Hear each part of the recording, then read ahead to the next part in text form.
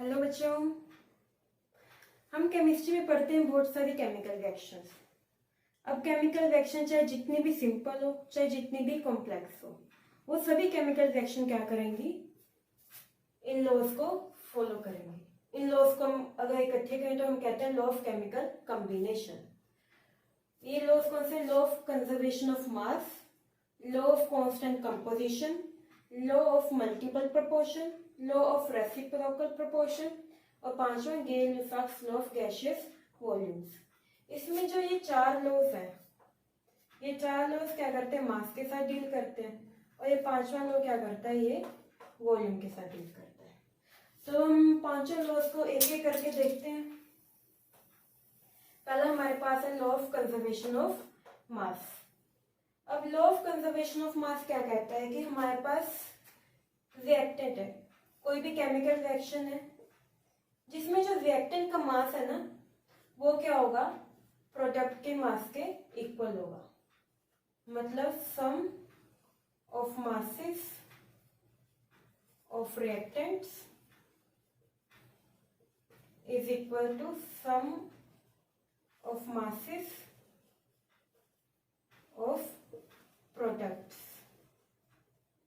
मतलब अगर ए का मास हमारे पास 3 ग्राम है, बी का मास हमारे पास 7 ग्राम है, तो इनके सम क्या हो गया? टोटल 10 ग्राम। ये किसके इक्वल होगा? Masses of product. तो मतलब डी का हमारे पास 5 ग्राम हो गया, सी का 5 ग्राम हो गया, तो ये टोटल कितना हो गया? 10 ग्राम। हमारे पास मास सेम रहेगा रिएक्शन में। ये तो था हमारे पास एक, हमने वैसे एग्जाम्पल लिया था। अगर हम एक फिजिकल चेंज देखें, जैसे हमारे पास एक बीकर में हमने लिए आइस क्यूब्स लिए और इसे अच्छे से कवर कर दिया। आइस क्यूब्स लेके अच्छे से कवर कर दिया, इसका हमने मास देखा तो सपोज करो इसका मास आ गया x ग्राम। उसके बाद हमने इसे हीट किया, मतलब रूम टेम्परेचर पे ही रखा, तो हमारे पास ये क्या बन गया? वाटर। अभी भी अच्छे से कवर है ये। अब जो ये वाटर बन गया, इसका हमने दोबारा से मास देखा तो इसका भी मास हमारे पास क्या आया? x ग्राम। मतलब एक हमारे पास फिजिकल चेंज हुआ, उसमें हमारे पास मास क्या रहा? सेम। ठीक है। अगर हम एक केमिकल चेंज की बात देखें, अगर हम कोई रिएक्शन देखें, जैसे सपोज करो हमारे पास है AgNO3 सिल्वर नाइट्रेट रिएक्ट कर रहा है सोडियम क्लोराइड से। रिएक्ट करने के बाद ये क्या बना रहा है? सिल्वर क्लोराइड और सोडियम नाइट्रेट। अब इसमें क्या होगा? जितना मास हमारे पास होगा इसका, उतना ही मास होगा इसका। हमने एक ट्यूब ली इस तरह की, एक तरफ डाला हमने AgNO3, एक तरफ डाला हमने NaCl। ये ट्यूब को अच्छे से कॉर्क से हमने क्या कर दिया? कवर कर दिया। अब हमने ये जो दो हमने डाले रिएक्टेंट, अब ना हमने क्या किया? इस ट्यूब को वे कर लिया और सपोज करो इस ट्यूब का जो हमारे पास मास आ गया Z ग्राम आ गया। ठीक है। अब इसका वे करने के बाद इसे अच्छे से शेक किया, शेक करने के बाद रिएक्शन हुई, हमारे पास क्या बन गए? सिल्वर क्लोराइड के बन गए प्रेसिपिटेट और हमारे पास क्या बन गया? साथ में सोडियम नाइट्रेट। अब हमने इसका जब ये बन गई, दोबारा से हमने अपने ट्यूब को वे किया। अब इसमें हमारे पास क्या हो गया? सोडियम नाइट्रेट हो गया और क्या हो गया? हमारे पास सिल्वर क्लोराइड। दोबारा से वे किया तो दोबारा से इसका वेट कितना आया? Z ग्राम। तो कोई भी फिजिकल चेंज हो या केमिकल चेंज हो, उसमें क्या होता है? मास हमेशा सेम रहता है, मास कंजर्व रहता है। इसलिए हम इसे, इसके अगर स्टेटमेंट देखें तो हम इसे ये भी कह सकते हैं कि mass can neither be created, mass को ना तो हम क्रिएट कर सकते हैं, mass can neither be created and nor be destroyed, ना ही उसे हम क्या कर सकते हैं? डिस्ट्रॉय कर सकते हैं। ये हमारे पास law of conservation of mass हो गया। अब हमारे पास सब कुछ ठीक चल रहा था, केमिकल रिएक्शंस थी जो वो सब लॉ ऑफ कंजर्वेशन ऑफ मास को फॉलो कर रही थी। लेकिन धीरे धीरे क्या हुआ? कुछ रिएक्शंस ऐसी आनी शुरू हो गई जिन्होंने इस लॉ को फॉलो करना बंद कर दिया। हुआ क्या? अब रिएक्शंस में क्या हो गया? हमारे पास जो प्रोडक्ट बन रहे थे ना, उनका जो मास था वो क्या हो गया? रिएक्टेंट से कम हो गया, प्रोडक्ट का मास रिएक्टेंट के मास से क्या हो गया, कम हो गया। तो अब क्वेश्चन ये राइज हुआ कि अगर मास गया तो गया कहाँ। अगर हमने इसका x मास लिया था तो इसका x माइनस समथिंग हो गया, तो ये मास गया कहाँ, ये समथिंग गया कहाँ। तो फिर आइंस्टाइन जी आए, उन्होंने कहा गया कहीं नहीं, बस इसने अपना रूप बदल दिया। क्या हो गया, जो हमारे पास मास था वो किस में कन्वर्ट हो गया, जो हमारे पास मास जो हमारा गायब हो गया था मास, वो मास किस में कन्वर्ट हो गया, एनर्जी में कन्वर्ट हो गया। और ये प्रूफ करने के लिए उन्होंने हमारे पास हमें एक इक्वेशन दी, E equals to M C square, जिसमें m क्या है, मास लॉस्ट, और c क्या है, वेलोसिटी ऑफ लाइट। उन्होंने कहा कि हमारे पास मास कहीं नहीं गया, मास क्या हो गया, एनर्जी में कन्वर्ट हो गया। ये उन्होंने इक्वेशन दे दी, Einstein equation, E equals to M C square. ठीक है, तो अब इसके बाद से हम क्या कहने लगे, अब हम इसे लॉ ऑफ कंजर्वेशन ऑफ मास नहीं कहते, अब हम इसे कहते हैं law of conservation of mass and energy. ठीक है, तो अब फिर हमने, अगर हम इसकी स्टेटमेंट देखें तो इसकी स्टेटमेंट क्या बनती है, law of conservation of mass and energy की, mass and energy are interconvertible. ये क्या हो सकते हैं, एक दूसरे में कन्वर्ट हो सकते हैं, बट लेकिन their sum will remain same। मास और एनर्जी एक दूसरे में कन्वर्ट हो सकते हैं, लेकिन इनका सम क्या सेम रहेगा। मतलब अगर हमारे पास कोई रिएक्शन हुई, वही A प्लस बी रिएक्शन हुई, इसमें हमारे पास C आया, A प्लस बी, अगर इसका हम मास देखिए, हमारे पास था 20 ग्राम, लेकिन C में क्या हुआ, हमारे पास जो 18 ग्राम मास था, C का मास आया 18 ग्राम, मतलब कि इसमें से 2 ग्राम मास हमारा क्या हो गया, लॉस्ट हो गया। अब वो लॉस्ट नहीं हुआ, वो कहाँ गया, वो मास किस में हो गया, एनर्जी में कन्वर्ट हो गया। तो ये था हमारे पास पहला law of conservation of mass and energy. अब हम दूसरे लॉ पे जाते हैं। सेकंड लॉ हमारे पास है लॉ ऑफ कांस्टेंट कंपोजिशन,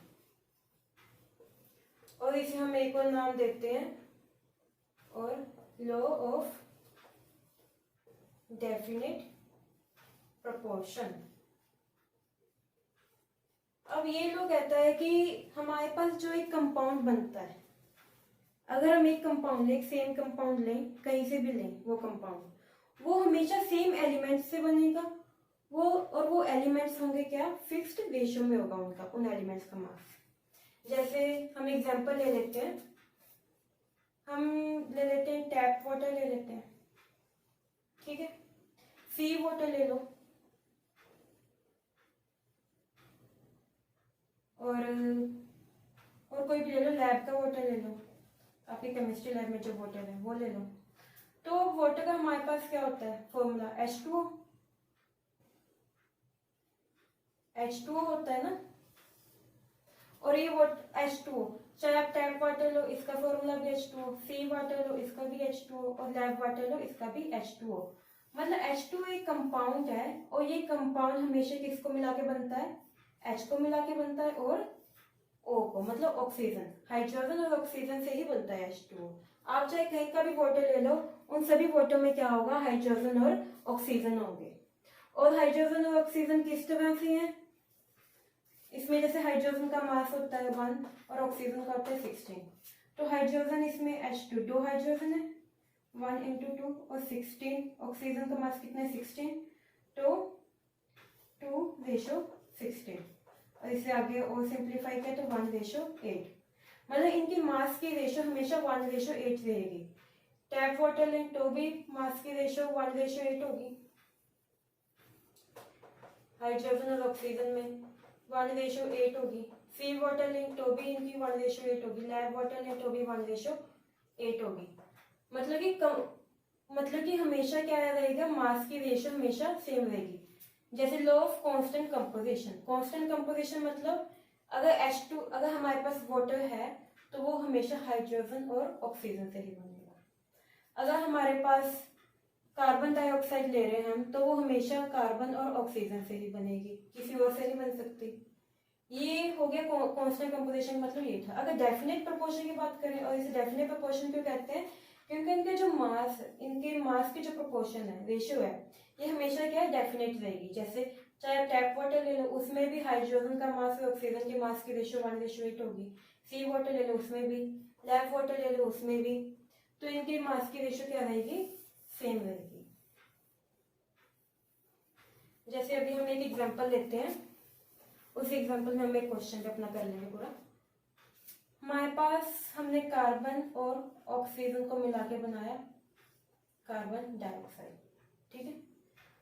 एक हमारे पास एक एक्सपेरिमेंट में हमने ऐसे बनाई, हमने एक दूसरा एक्सपेरिमेंट किया, उसमें हमने क्या किया, कैल्शियम कार्बोनेट लिया, उससे हमारे पास कैल्शियम ऑक्साइड आ गया और CO2 आ गई।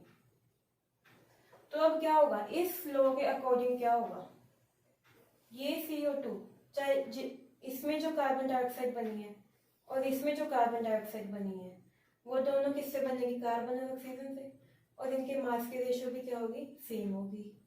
जैसे अगर हम क्वेश्चन लें, अगर अभी अब क्वेश्चन लेते हैं, उससे अच्छे से पता चल जाएगा, ठीक है। अब क्वेश्चन में क्या हो रहा है, हमारे पास 6 gram of carbon combines with 2.5 gram of oxygen to form carbon dioxide, ठीक है। एक्सपेरिमेंट 1 में ये हुआ।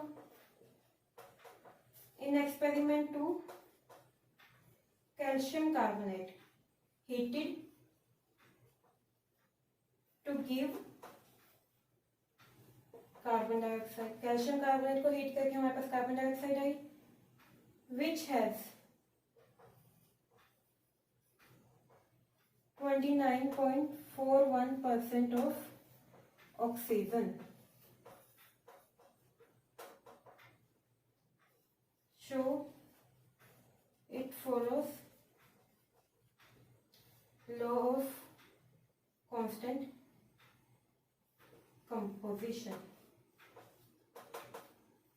ये क्या कर रहा है, हमारे पास law of constant composition follow कर रहा है, हमें ये शो करना है, ठीक है। अब ये क्या कह रहा है कि 6 ग्राम कार्बन है, कंबाइन हुई है 2.5 ग्राम ऑक्सीजन से, तो हम यहाँ पे लिख लेते हैं कार्बन कितनी है 6 ग्राम, ऑक्सीजन कितनी है 2.5 ग्राम। और ये क्या कह रहे हैं, दूसरे एक्सपेरिमेंट में क्या हुआ, कार्बन कैल्शियम कार्बोनेट को हीट किया तो हमारे पास कार्बन डाइऑक्साइड कितनी बनी, ये नहीं बताया, इन्होंने बताया कि जो कार्बन डाइऑक्साइड बनी उसमें ऑक्सीजन कितनी है, हमारे पास ऑक्सीजन की परसेंटेज कितनी है 29.41%। अब हमें ये शो करना है कि ये लॉ ऑफ केमिकल कंपोजिशन या फिर law of definite proportion follow करता है।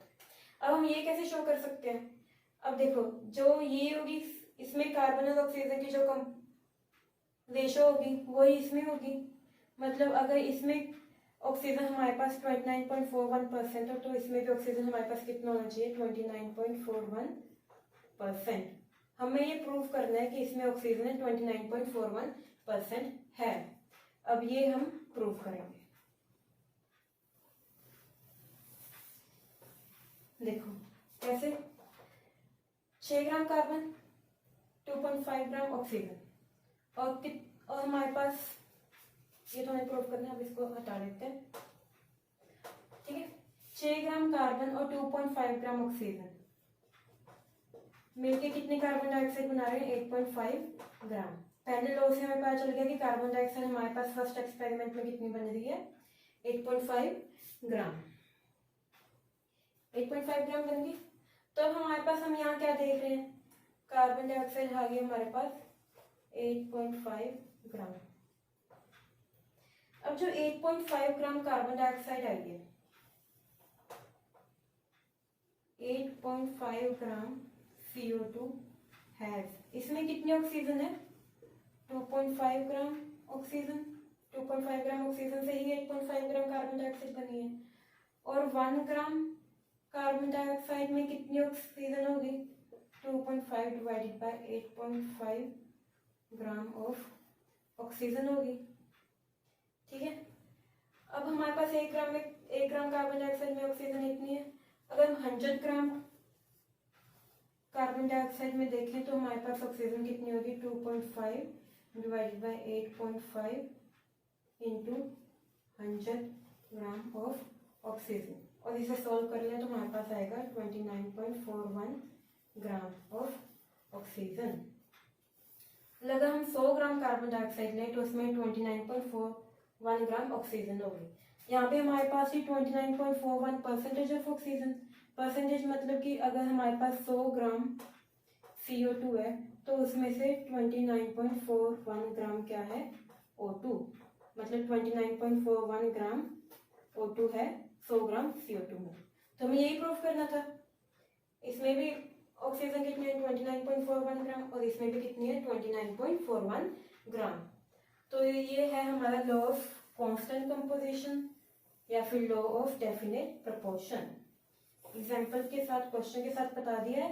अब कभी कोई एग्जाम में ऐसा क्वेश्चन है तो आप इजीली सोल्व कर सकते हो। अब आप नेक्स्ट लॉ पे चलते हैं। इसकी एक बार स्टेटमेंट देख लें। स्टेटमेंट हमने लिखी नहीं। ये लॉ की स्टेटमेंट क्या कहती है? A compound. अब स्टेटमेंट बनानी भी इसकी सौखी है। अ कंपाउंड, जैसे एग्जांपल लेते हैं, साथ में एग्जांपल ले लेके चलते हैं। अ कंपाउंड, एक कंपाउंड है, इज ऑलवेज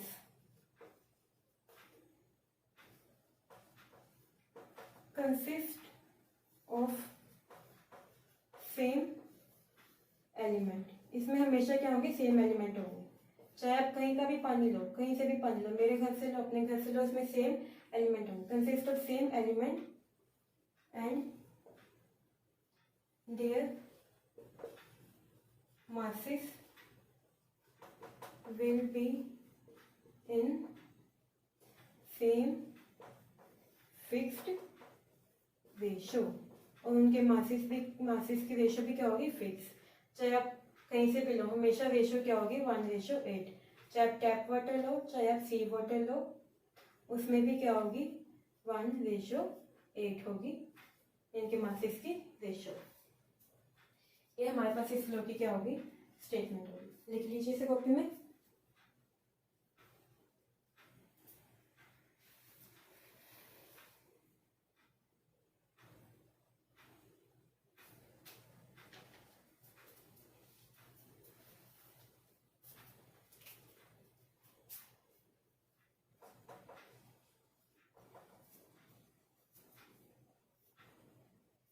हो गया।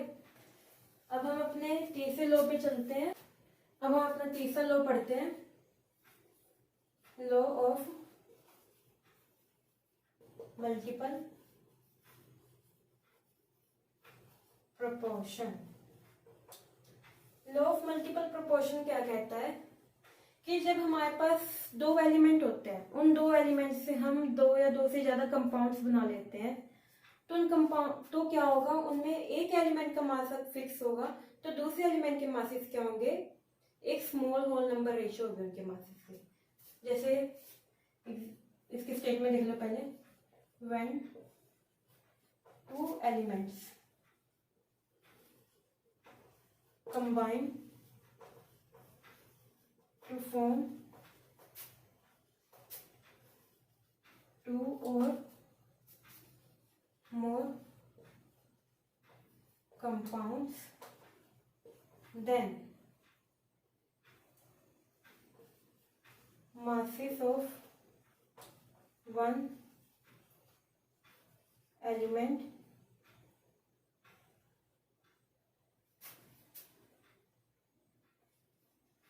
combining with fixed mass of other element are in small whole number ratio। ये क्या कह रहा है कि हमारे पास अगर हमने 2 एलिमेंट ले लिए, 2 एलिमेंट ले लेते कोई भी, हाइड्रोजन और ऑक्सीजन। दो एलिमेंट ले लिए, वो कंबाइन करके दो या दो से ज्यादा कंपाउंड बना रहे हैं। जैसे हाइड्रोजन और ऑक्सीजन कंबाइन करके एक बना रहे हैं कंपाउंड H2O वाटर, और एक बना रहे हैं H2O2 hydrogen peroxide. Then the masses of one element combining with a fixed mass of other element. अब यहाँ पे हमारे पास पता है हाइड्रोजन का मास 1 होता है, ऑक्सीजन का मास यहाँ पे लिखते हैं, हाइड्रोजन का मास 1 होता है, ऑक्सीजन का 16 होता है। तो क्या हो रहा है हमारे पास यहाँ पे, अब मासेस देख लेते हैं पहले।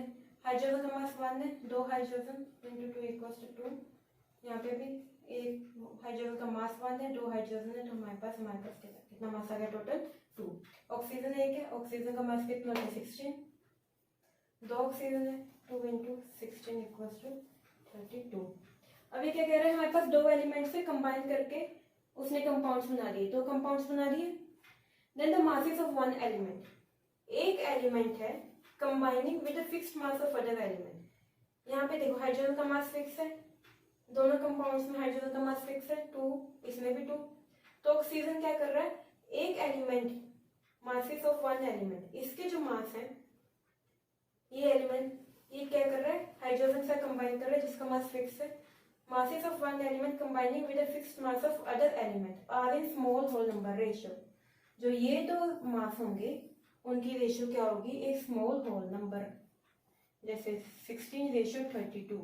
16 से काटे तो हमारे पास क्या आ गया 1:2, एक स्मॉल होल नंबर रेशियो में होंगे, ठीक है ना। मासेस ऑफ वन एलिमेंट, हमने सिर्फ एक एलिमेंट के मासेस की रेशियो देखनी है।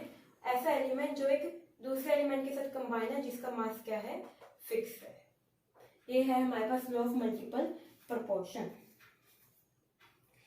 इसे लेके हमें अभी एक क्वेश्चन देख लेते हैं और उसके साथ एक एग्जांपल भी कवर हो जाएगा। एक और हमारे पास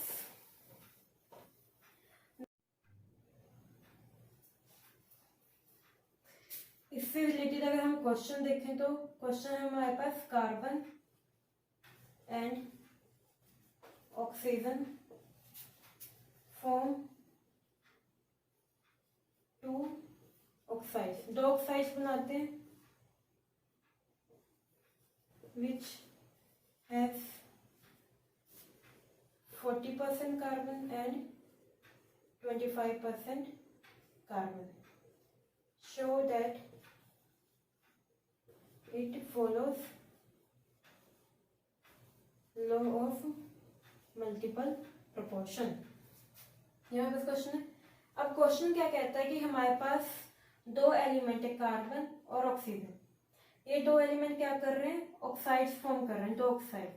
फर्स्ट ऑक्साइड, ऑक्साइड 1, ऑक्साइड 2, दो ऑक्साइड बना रहे हैं। इसमें क्या दिया है कि एक ऑक्साइड है जिसमें हमारे पास 40% कार्बन है, दूसरी ऑक्साइड है जिसमें 25% कार्बन है। तो ये 40% हुआ तो ये ऑक्सीजन हो गया 60, ये 75, तो ये हो गया 25 हो गया 75%। अगर हम मतलब कि परसेंट की जगह ग्राम लें तो ये 40 ग्राम हो गया, 25 ग्राम हो गया, ये 60 ग्राम हो, ये 75 ग्राम हो गया। अब हमें ये शो करना है कि ये law of multiple proportion follow करता है। अब देखो मल्टीपल प्रोपोर्शन के लिए क्या होना चाहिए, किसी एक एलिमेंट का मास फिक्स होना चाहिए, है ना। तो अब हमारे पास क्या है, जब 40 ग्राम कार्बन है हमारे पास, तो हमारे पास ऑक्सीजन कितनी है 60 ग्राम। अगर 1 ग्राम कार्बन होगी तो ऑक्सीजन कितनी होगी 60/40 ग्राम, मतलब 3/2। इसे और सॉल्व करेंगे तो 3/2 ऑक्सीजन होगी। ये था ऑक्साइड 1 के लिए। ऑक्साइड 2 के लिए देखें तो इसमें क्या है हमारे पास, अगर 25 ग्राम कार्बन है तो ऑक्सीजन कितनी है 75 ग्राम। अगर हमारे पास 1 ग्राम कार्बन होगी तो ऑक्सीजन कितनी होगी 75/25। इसे सोल्व किया फर्दर तो हमारे पास आ गया 3/1। 3/1 क्या होगी, ऑक्सीजन होगी। अब हमें क्या करना है, क्या है कि ये इसका फिक्स कर दिया हमने, ये हमने मास फिक्स कर दिया, कार्बन का 1 ग्राम कर दिया, यहाँ पे 1 ग्राम। पहली ऑक्साइड में अगर 1 ग्राम कार्बन है तो 3/2 ग्राम ऑक्सीजन है, दूसरी ऑक्साइड में 1 ग्राम कार्बन है तो 3/1 ग्राम ऑक्सीजन है। अब हमें क्या करना है कि हमें क्या कहते हैं कि ये जो इन दोनों की मास की रेशियो होगी ना, जो ये दो मास होंगे ये क्या करेंगे, इनकी रेशियो क्या होगी, स्मॉल होल नंबर। तो इनकी रेशियो निकाल लेते हैं। 3/2 रेशियो 3/1 इज इक्वल टू 3/2/3/1 क्या होगी 1/2, 1:2, एक स्मॉल होल नंबर, ये शो करना था। तो ये था हमारे पास law of multiple proportion. Fourth law है हमारे पास लॉ ऑफ रेसिप्रोकल प्रोपोर्शन। ये क्या कहता है कि ratio of masses of two elements combined with the third element of fixed mass is either same और simple multiple of ratio of masses in which those two elements combine with each other। अब इसे आराम से समझते हैं। इसमें ये क्या कह रहा है कि हमारे पास दो एलिमेंट है, सपोज ए और बी, दो एलिमेंट है कंबाइंड विद थर्ड एलिमेंट, एक तीसरे एलिमेंट से कंबाइन कर रहे हैं जिसका मास फिक्स है। ठीक है, क्या है हमारे पास दो एलिमेंट एक तीसरे एलिमेंट से कंबाइन कर रहे हैं, इसने कंबाइन करके AC बनाया, इसने BC बनाया। ठीक है ना। तो अब ये बात कर रहे हैं the ratio of masses of two elements combined with third element. अब यहाँ पे सपोज कर लो ये कंपाउंड बना, इसमें इसका मास है A1, यहाँ पे इसका मास है B1। ठीक है, सपोज करो इसका A1 इसका B1, इनके रेशियो ऑफ टू एलिमेंट, इनके ratio of masses of two elements जो थर्ड एलिमेंट से कंबाइन कर रहे हैं वो वाली रेशियो ली। ठीक है, is either same or simple multiple of ratio of masses in which those two elements combine with each other। those two element कौन से हैं, वही A और B। मतलब A और B अब क्या कर रहे हैं, कंबाइन विद each other, एक दूसरे से कंबाइन कर रहे हैं। इसमें इसका मास सपोज आ गया A2, इसमें इसका आ गया B2। ठीक है, अब क्या कर रहे हैं, रेशियो ऑफ मासेस जिसमें आपस में कंबाइन कर रहे हैं वो वाली रेशियो ली। तो ये क्या कह रहे हैं कि ये दो रेशियोज है ना, जो से ये रेशियोज या तो एक दूसरे के इक्वल होंगी या फिर ये कोई या तो इक्वल होंगी या फिर ये कोई एक दूसरे के क्या होंगी, सिंपल मल्टीपल होंगे एक दूसरे के। बस यही कह रहे हैं। अब ये लोग हम एक एग्जांपल से देखते हैं। एग्जांपल से देखें तो हम एक एग्जांपल ले लेते हैं। जैसे हमारे पास है सल्फर और ऑक्सीजन, दो एलिमेंट है, एक सल्फर एक ऑक्सीजन। ये क्या कर रहे हैं, एक तीसरे एलिमेंट कार्बन के साथ कंबाइन कर रहे हैं। इसने कार्बन के साथ कंबाइन करके बनाया CS2 कार्बन डाइसल्फाइड, इसने ऑक्सीजन के साथ कंबाइन करके बनाया CO2 कार्बन डाइऑक्साइड। ठीक है ना। तो अब यहाँ पे हमने देखना है सल्फर का मास कितना है, यहाँ पे हमने देखना है ऑक्सीजन का मास कितना है। तो हमारा कार्बन का होता है 12, ऑक्सीजन का होता है 16, सल्फर का होता है 32। यहाँ पे सल्फर कितनी है, 2 × 32 = 64 हो गया। यहाँ पे ऑक्सीजन 2 × 16 = 32। ठीक है, अब ये दो मासेस की हमने क्या ले लेनी है, रेशियो। सल्फर और ऑक्सीजन के मास की ले लेनी है हमने रेशियो, जो उन्होंने कार्बन के साथ कंबाइन करके बनाए थे अलग अलग। ठीक है, ठीक है। अब बाद में क्या है, ratio of masses in which those two element. अब ये दो एलिमेंट आपस में भी कंबाइन करेंगे, आपस में कंबाइन करके इन्होंने बनाया SO2 सल्फर डाइऑक्साइड। अब इसमें इनका मास ले लें, इसका मास है 32, इसका मास देखें तो 2 × 16 = 32, 32 रेशियो 32 = 1:1। तो यहाँ पे कितना आ गया हमारे पास 1:1, और यहाँ पे कितना था, इसे सॉल्व करेंगे 2/1 मतलब 2:1। तो एक हमारे पास आ गई 2:1, एक हमारे पास आ गई 1:1, 2/1 1/1। ये एक दूसरे के क्या है, सिंपल मल्टीपल है। ये इक्वल तो है नहीं, तो ये क्या है, सिंपल मल्टीपल है। ठीक है ना। तो बस यही था हमारे पास चौथे लॉ में, law of reciprocal proportion. Simple सी बात है, दो एलिमेंट लिए, एक तीसरे एलिमेंट से कंबाइन करें जिसका मास फिक्स है। ठीक है ना, इसमें कार्बन का मास 12 है, 12 भी रहेगा, यहाँ पे भी 12 है, यहाँ पे भी 12 है, फिक्स है मास। ठीक है, अब यहाँ पे क्या है हमारे पास, CS2 बनाया, CO2 बनाया, इसका मास ले लिया, इसका मास ले लिया 32, इसका 64, इन दोनों के मास की हमने क्या निकाली, रेशो। उसके बाद ये दोनों आपस में भी कंबाइन करके इन्होंने कुछ बनाया SO2, उन दोनों में फिर इनके जो मास थे उसकी रेशो ले ली, और ये रेशो एक दूसरे की क्या होगी, सिंपल मल्टीपल। बस यही था इस लॉ में। अब हम फिफ्थ लॉ देखते हैं।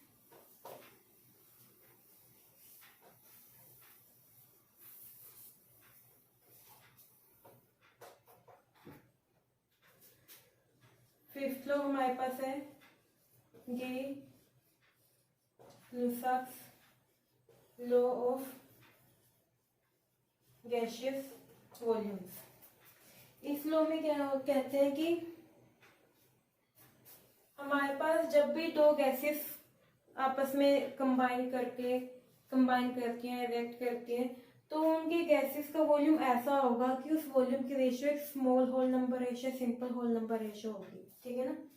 जैसे हमारे पास दो गैसेस हैं N2 H2, ये दोनों क्या है, गैस है। इन्होंने बनाई एक तीसरी गैस अमोनिया।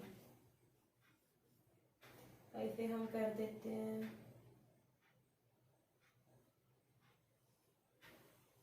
बैलेंस कर दी, बैलेंस करके ये बनाना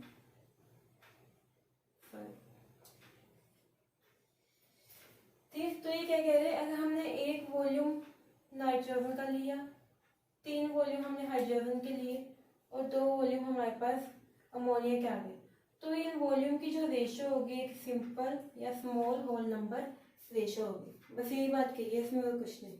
अगर इसकी हम स्टेटमेंट देखें तो क्या है हमारे पास,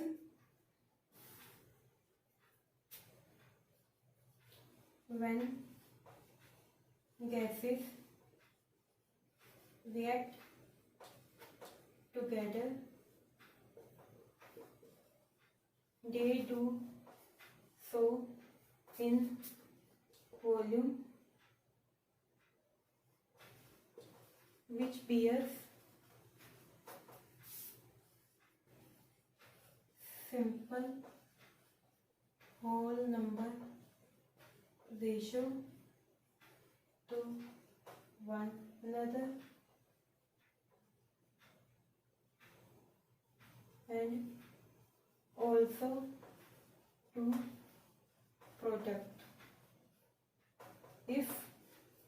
अब ये प्रोडक्ट, ये एक दूसरे के सिंपल रेशो में तो थी ही साथ ये क्या थी, प्रोडक्ट के भी साथ रेशो में थी, सिंपल होल नंबर रेशो में थी। लेकिन प्रोडक्ट की सिंपल होल नंबर रेशो में तभी होगी जब प्रोडक्ट हमारे पास क्या होगा, गैसियस स्टेट में होगा। इफ प्रोडक्ट इज गैसियस तो ही हम प्रोडक्ट को लेंगे, वरना नहीं लेंगे। ठीक है ना। और इसमें इसमें कंडीशन होती है कि जब भी all the measurements of volume, जितना भी हम जब वॉल्यूम कैलकुलेट कर रहे हैं वो हम किसमें कर रहे हैं, taken under similar condition of temperature and temperature pressure में क्या रहेंगे, कांस्टेंट रहेंगे, टेम्परेचर प्रेशर चेंज नहीं होगी। ठीक है ना। When gases react together, they do so in volume which be a simple whole number ratio to one another and also to product, and all the measurements of volume are taken under similar condition of temperature and pressure। जैसे अभी हम एक example लेते हैं, जैसे हम water का लेते हैं, H2 प्लस O2 मिलके बना रहे हैं 2H2O। ठीक है। हमारे पास ये गैसेस है, ये भी गैस है, लेकिन ये पे क्या बना रहे हैं, लिक्विड वाटर बना रहे हैं। तो इसका 2 वॉल्यूम 1 वॉल्यूम 2 वॉल्यूम बना रहे हैं, तो रेशो कितनी होगी, हम 2:1। हम अब इस प्रोडक्ट की रेशो इसमें जोड़ेंगे, क्यों, क्योंकि यहाँ पे क्या बन रहा है, लिक्विड बन रहा है ना। हमने क्या कहा था, प्रोडक्ट की तभी जोड़ेंगे जब प्रोडक्ट क्या होगा, गैसियस स्टेट में होगा। अगर ऐसा होता, वाटर की बनने की जगह हमारे पास क्या बनते, वाटर वेपर्स बनते, स्टीम बनती, तो हम इस पे जो वॉल्यूम है उसे हम काउंट कर लेते हैं। ठीक है ना। तो बस ये था हमारे पास 5वां law, Gay-Lussac's law of gaseous volume. हमारे 5 लॉ कवर हो गए हैं। तो अब जितनी भी केमिकल रिएक्शंस होती हैं ध्यान रखना वो इन पांचों लॉज को फॉलो करती हैं। बस यही था। तो थैंक यू बच्चों।